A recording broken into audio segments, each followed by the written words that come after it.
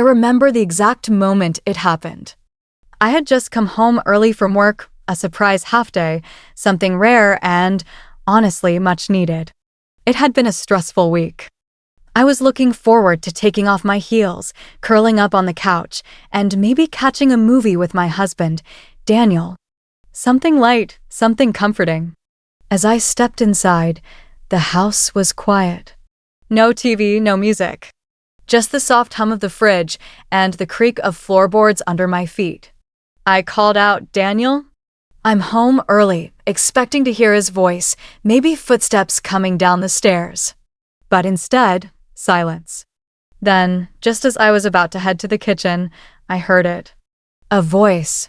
Soft, tender, muffled, coming from upstairs. I froze.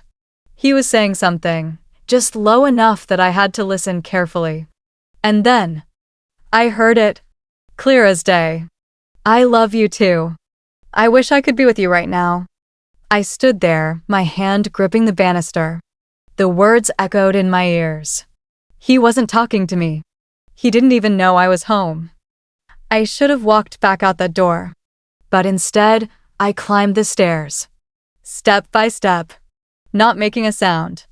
My heart was pounding so loud I was sure he'd hear me, but he didn't. His office door was cracked open, just a little.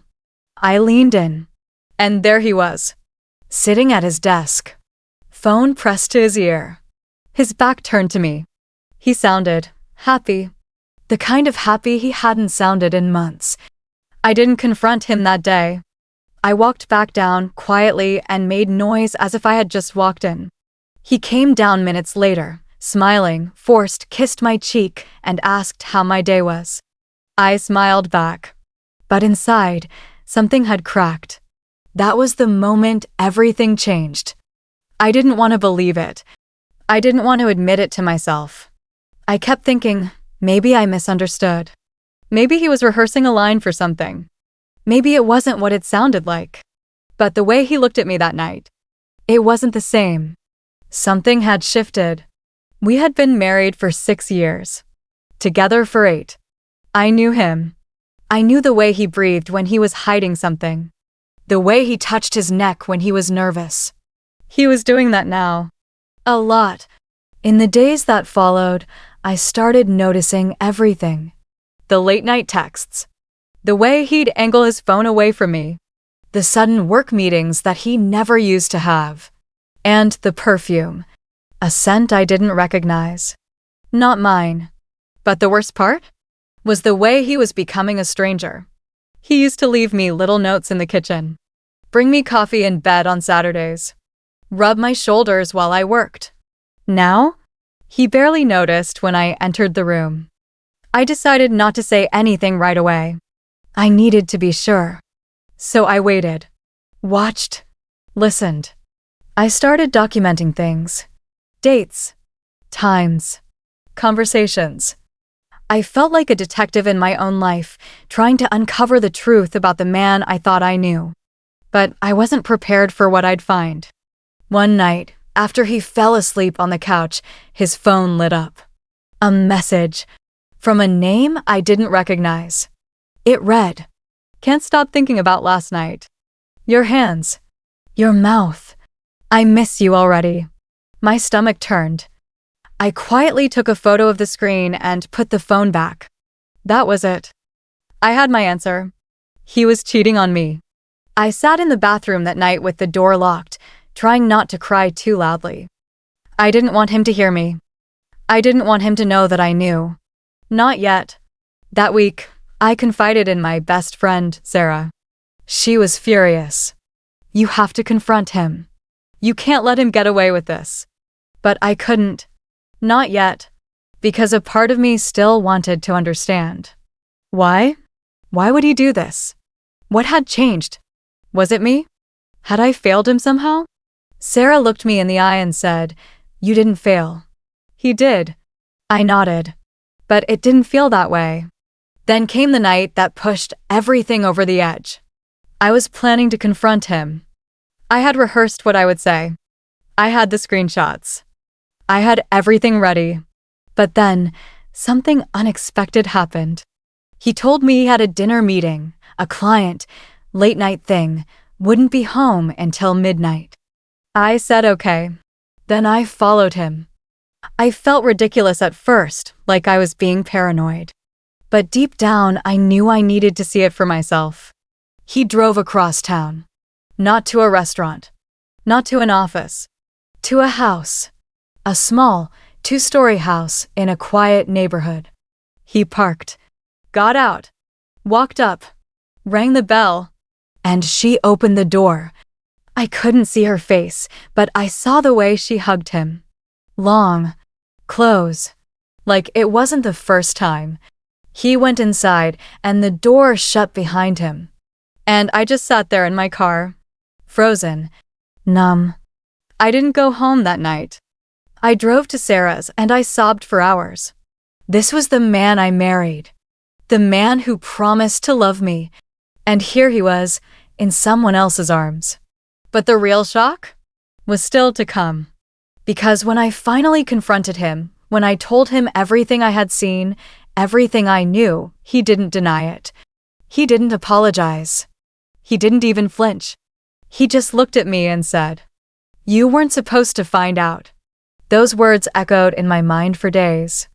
You weren't supposed to find out. Not, "I'm sorry." Not, "It was a mistake." Just that. Like the only wrong thing was that I discovered it. I stood there, staring at him, waiting for him to say something more. To explain. To give me some reason that would help me make sense of the hole that had just been blown through our marriage. But he just sat down, like nothing had happened. I remember asking, "How long?" He glanced up, casually, and said, "About 6 months." 6 months. Half a year of lies. Of pretending. Of looking me in the eyes and acting like we were okay. I didn't know what to say. My hands were shaking. My heart was pounding. And yet he was so calm, like this conversation was nothing more than a discussion about the weather. I asked him who she was. And he said her name like it was no big deal. Like I should have known already. Like it was obvious. Her name was Grace. He told me she made him feel alive again. That she understood him. That things between us had grown stale. That word hit me like a slap. Stale. I wasn't bred, Daniel. I was your wife. But he didn't look guilty. He didn't seem torn. He looked relieved. Like he'd finally gotten this weight off his chest. And in that moment, I realized he wasn't sorry. He had made peace with betraying me a long time ago. The only thing that bothered him was that I found out. I left the house that night without another word. I needed space. I needed air. I needed to scream. But most of all, I needed to think. I stayed with Sarah for a few days. She wanted me to file for divorce immediately. Get out, lawyer up, and don't look back, she said. But I wasn't ready. I needed answers. Closure. Something to make sense of the life I'd just lost. So I started digging. And what I found shocked me more than I could have imagined. Grace wasn't just anyone. She was a friend of Daniel's coworker. She had met him at a party I didn't attend because I had the flu. A party he almost didn't go to, but did anyway, saying, "You rest. I won't stay long." That was the night it started. I found photos online, tagged, casual, blurry. Him in the background.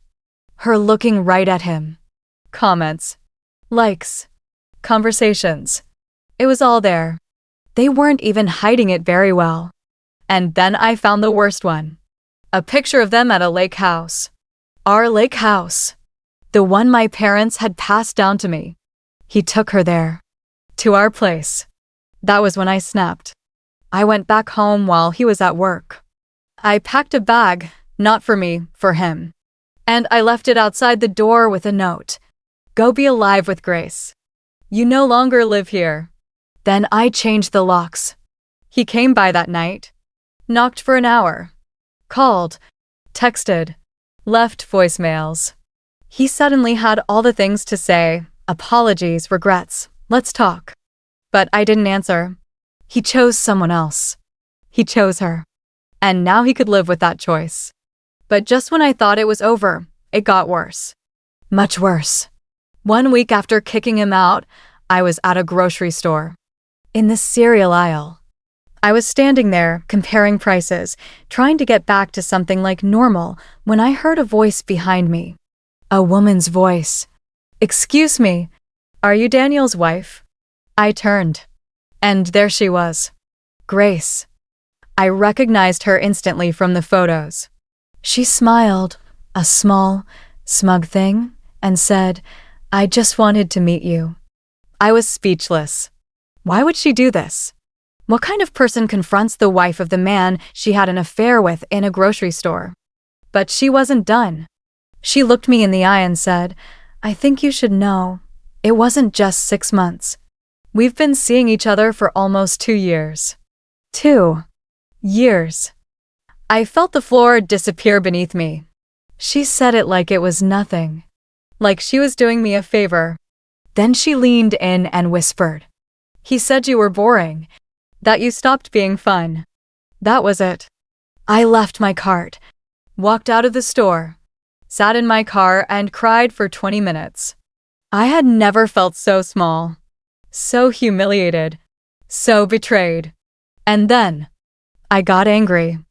I wasn't going to be the victim in this story. I wasn't going to be the quiet, broken wife who fades into the background while her husband plays house with his new girlfriend. No. He wanted out? Fine. I'd give him a divorce. But I'd do it on my terms. I hired the best lawyer in the city, a woman named Melanie who didn't just fight, she demolished people like Daniel. I gathered every piece of evidence, every message, every photo, every lie. And when he got served, he was shocked. He came crying, begging, saying he'd made a mistake. But I didn't care anymore. It was too late. He had burned the bridge, and I wasn't rebuilding it.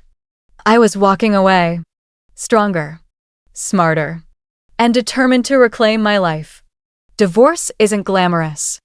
No matter how strong you feel, it still rips something out of you. The day we signed the papers, I didn't cry. I thought I would. I thought I'd break down in front of him or scream or say something dramatic. But I didn't. I sat across from him in silence, pen in hand. I signed my name, watched him do the same. And just like that, 6 years of marriage ended with a couple strokes of ink. He tried to talk after. Told me he still loved me. That he didn't know why he did what he did. That Grace meant nothing now. But I didn't care. I had stopped needing his explanations. The truth was, I no longer needed him. I moved out of the house. It was too full of memories, both good and poisoned. I found a small apartment downtown. Clean, bright, quiet. For the first time in years, I was living alone. It was terrifying, but also kind of thrilling. I started doing things just for me. Cooking meals I liked. Watching shows I had missed. Sleeping in the middle of the bed. I took long walks. Bought myself flowers. I even started painting again, something I hadn't done since college. And slowly, the pieces of me that had been buried beneath years of compromise and disappointment started to return. I remembered who I was before I became Daniel's wife. And I liked her. Of course, there were hard days. Nights when I questioned everything. When I missed the life we had or thought we had. But each time I felt that weight, I reminded myself. He chose to break us. I chose to heal. And healing isn't linear. It's messy, but it's real. A few months later, I bumped into Grace again.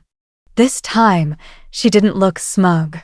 She looked tired, frazzled, older. She avoided eye contact, but I walked right up to her and said, "Still think I'm boring?" She blinked, then looked away. Didn't say a word. I didn't need her to, because I already knew.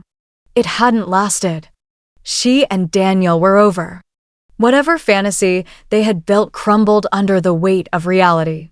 And that moment, it didn't bring me joy, but it did bring closure.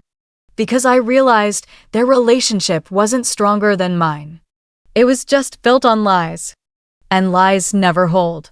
1 year later, on the anniversary of the day, I walked in and heard him whisper, "I love you," to someone else. I did something for myself.